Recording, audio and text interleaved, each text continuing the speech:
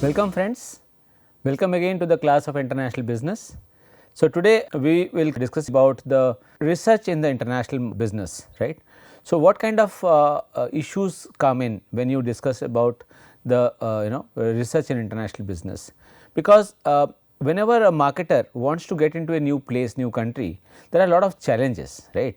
So, and if by any chance if it cannot forecast the nature of the demand or the size of the demand, and it gets into the it gets launches the product or something, then there is a chance that the product might not get acceptance in the market and the product might fail in the market, which may be a huge loss for many companies, or for any, even it's for a large company it can be a big loss, right. So, in such a condition we discussed about some of the major issues that marketers face while going international is that they sometimes the problem of the self reference criteria. So, you see, whatever may be the company, after all at the end the managers are the one who need to understand them. So, if a manager has a problem and he thinks in his own way and tries to extrapolate or fit in his thoughts into another country's conditions, then it becomes highly dangerous, right. Sometimes there is a problem of even culture and language. So, we tend to translate something that we think in our own language and try to translate that. That is also a major difficulty that happens in international business, and especially in the marketing research of international business. So, similarly there were also market adaptability and adapting oneself to the conditions, local conditions. So, there were some kind of issues that was involved that are very important when one needs to discuss about international business and the research part of it. So, today we will discuss about the survey methods which are largely used when you talk about surveying or researching in the international business scenario. So, we will start with the first is the survey method which we talk about is the telephonic interviewing, right.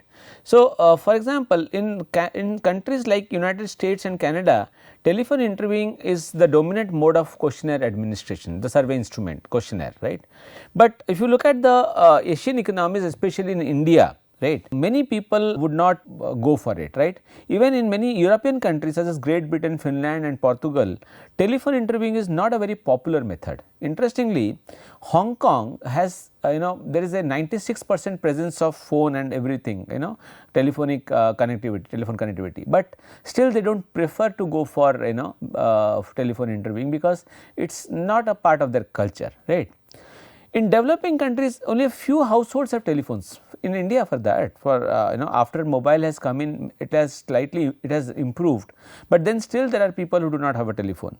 Telephone directories tend to be incomplete and outdated, and in many cultures face to face relationships are predominant, right. So, these factors severely limit the use of telephonic interviewing, right.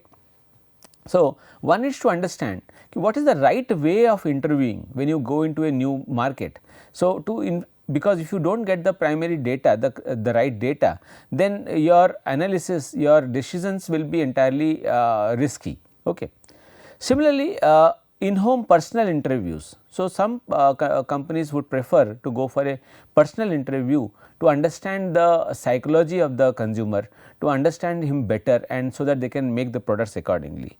But due to high cost, the use of in-home personal interviews has declined in countries like the United States and Canada, but this is the dominant mode of collecting survey data in Europe. But on the contrary, if you get into Europe, it is the best preferred method, but in USA and Canada the telephone is considered to be a better method, right. Majority of the surveys are done door to door, while some quick socio-political polls are carried out in the street using accidental routes. In some places it is done well, personal interviews in home and going door to door and approaching and taking their opinion is preferred, but in some other cases it is not. Okay. Another method of data collection, primary data collection, largely we are talking about is the mall intercept. Now, what is mall intercept? Basically, if you understand, to stop somebody outside a mall or in a store and then take their time and approach them to fill a questionnaire and take their opinion for that, right. So that the data is collected and then used by the marketer.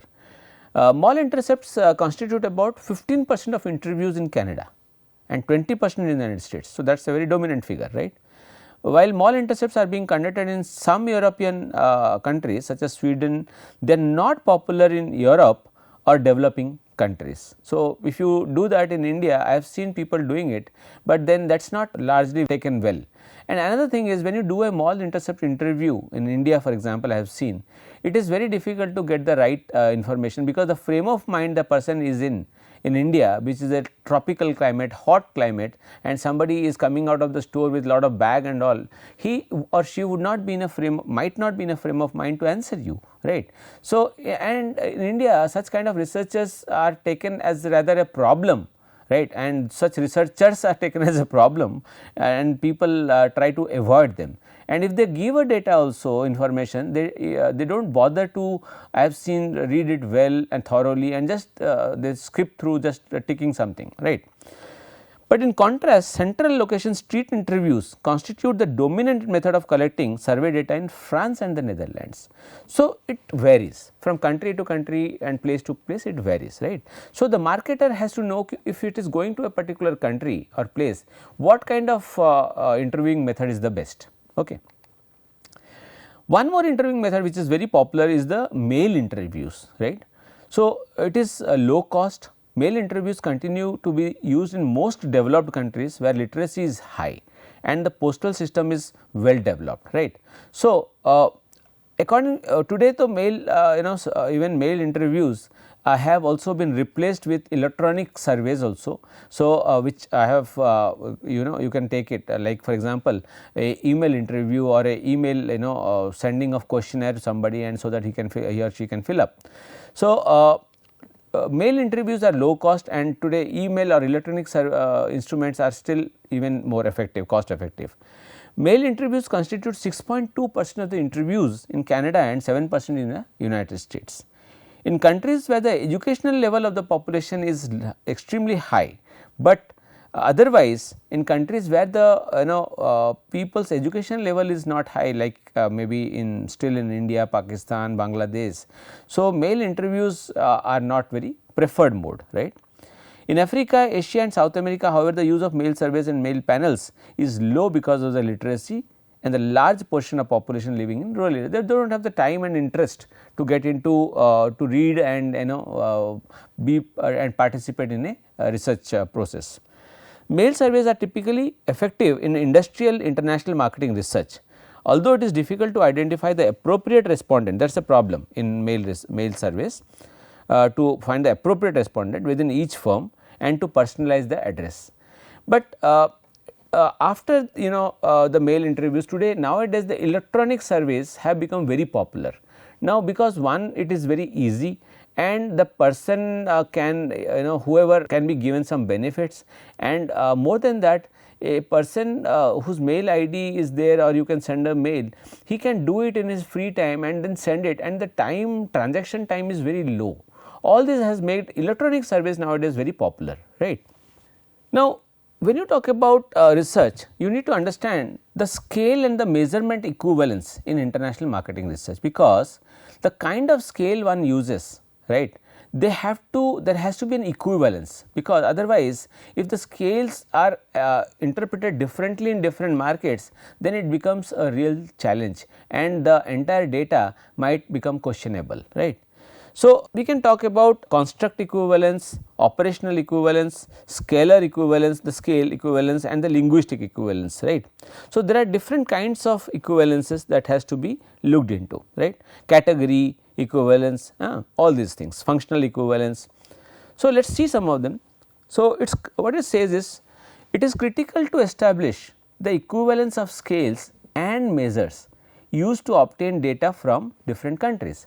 Now, as I said, if one does not establish an equivalence of scale, suppose Coca-Cola wants to do a research in Africa and also wants to do a research in let us say Vietnam. Now, if it does not create an equivalence of scale, there might be a problem and the efficacy of the data might be questionable, right. Now, what is a construct equivalence? A construct equivalence deals with the question of whether the marketing constructs have the same meaning and significance in different countries. do they mean the same in different countries or they mean differently. So, that is first has to be checked. If they mean differently, then you have to take some action accordingly. Construct equivalence is comprised of conceptual equivalence, functional equivalence and category equivalence. Now, what are they? Let us see.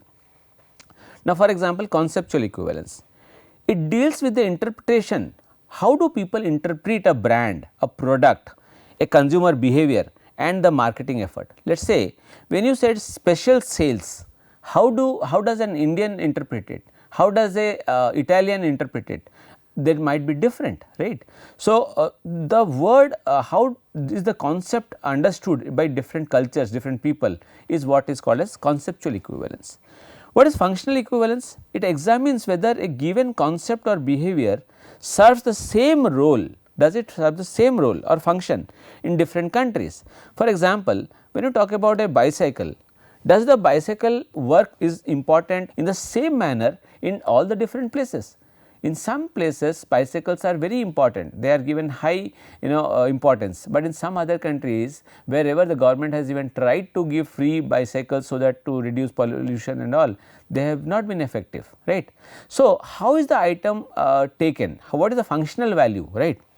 Similarly, category equivalence refers to the category in which the stimuli like products, brands and behaviors are grouped. How are they grouped? What category are they grouped?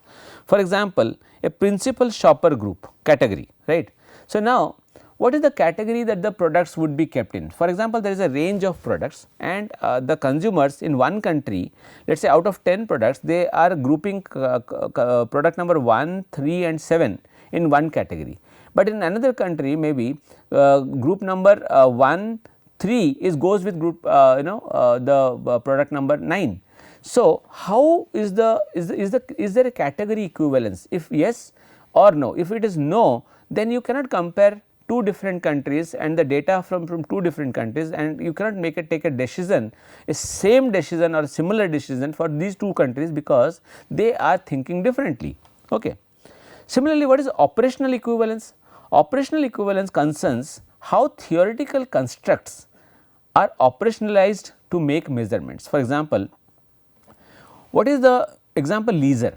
Now, how do you define leisure? In different countries leisure can be defined differently. So, that is an important task. Item equivalence, which is closely connected to the operational equivalence. It presupposes that both construct and operational equivalence, right. So, it presupposes to establish item equivalence, the construct should be measured by the same instrument in different countries. Now, item equivalence means the indicators, we mean the manifest variables, the indicators which are part of the construct. Are these items same in all the, suppose you have a construct called leisure. Now, leisure is a construct which has got 5 items. Now, is the same item which is defined for leisure, is it same in India and same in let us say Germany? If yes, there is an item equivalence. If it is no, then there is not an item equivalence. Okay. Now, what is scalar equivalence? Also called metric equivalence. It is established if the other types of equivalence have been attained. If all other have been attained like the conceptual, functional and all, then only you can go for this. It involves demonstrating that two individuals from different countries with the same value on some variable such as brand loyalty will score at the same level on the same test. So, example top box or the top 2 boxes score. Now, what it means is if all these equivalents are checked, then scalar equivalence says that if people in individuals in 2 different countries are checked, they would give more or less the similar score. Okay. What is linguistic equivalence? It refers to both the spoken and the written language forms used in scales, questionnaires and interviewing. The scales and the other verbal stimuli, right, should be translated so that they are understood easily by the respondents in different countries and create the same meaning. Linguistic equivalence is a challenge for many marketers have found. In fact, the scale problem has been a major problem across all for all marketers, because creating a scale equivalence in different markets is a big challenge, because a Britisher is different to an Indian, and an Indian is different to a German, and a German is different to a African, and they all are different, and they all differently, they think differently. So, getting an equivalence is very difficult, but yes, the equivalence can be brought in maybe in terms of the regional categories, or on special zones, that can be maybe done, but otherwise it is a very big challenge. And if you do not do it, if you do not go for equivalence, then the problem is bigger, that at the end whatever the data you are getting, and if you are trying to use it across globally, then it is a maybe a wrong interpretation. Similarly, when you talk about a questionnaire, suppose you have a survey instrument, a questionnaire, people go for a back translation, it should go for a back translation. What is a back translation? The questionnaire is translated from the base language by a bilingual speaker. So, a speaker who knows both, let us say I have a questionnaire in Hindi, and I want to show it to a person who knows both Hindi and English, right, and whose native language is the language into which the questionnaire is being translated. Suppose I am translating this question from Hindi to English. So, there I should take the opinion of a bilingual speaker who can understand it in both the languages and then correct it if required. Okay. This version is then retranslated back into the original language, that is again from after you collected in Hindi, English sorry, again you convert it back to Hindi. So, it was first Hindi, then you made it English or Spanish or Latin, and then from that again you translated back to Hindi.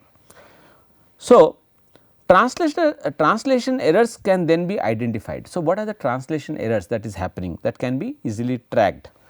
Several repeat translations and back translations may be necessary to develop equivalent questionnaires, and this process may be cumbersome and time consuming, but it is worthwhile.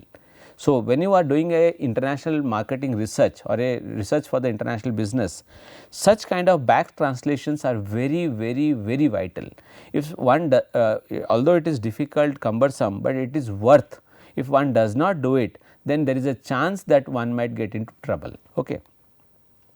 Similarly, what is a parallel translation?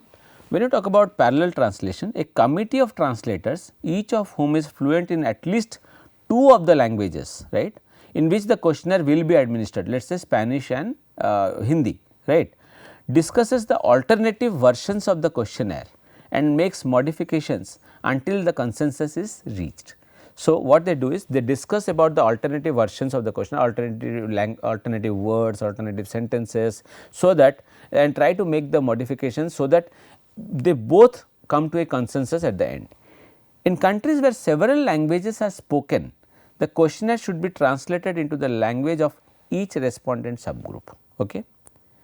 And it is important that any non-verbal stimuli, pictures and advertisements also be translated using similar procedures.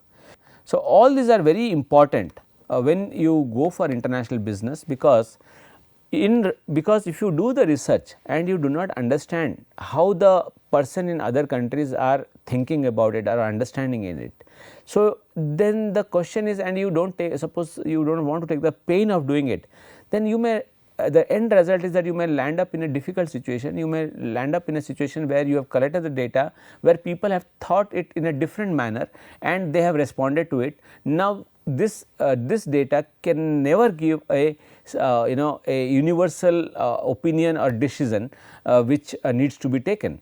So, that is very important. So, I will come to we have come to an end of this chapter also. So, one needs to be very careful in international business, that international marketing, when you do, you need to be careful about all different factors, including the international marketing research, right. If you do not do it well, and if you are by any chance losing some loopholes, then there might be a problem that you may face a miserable or a big problem. So, and your decisions taken might be all wrong, right. So, or questionable. So, I think now you are all clear with what I am trying to say and how important research is in terms of international business, why we are discussing it, and if you do not understand it well, then it might lead to a problem. So, because of the various changes in culture, tradition, habits, language, everything, right. So, this is all we have for the day. Thank you very much.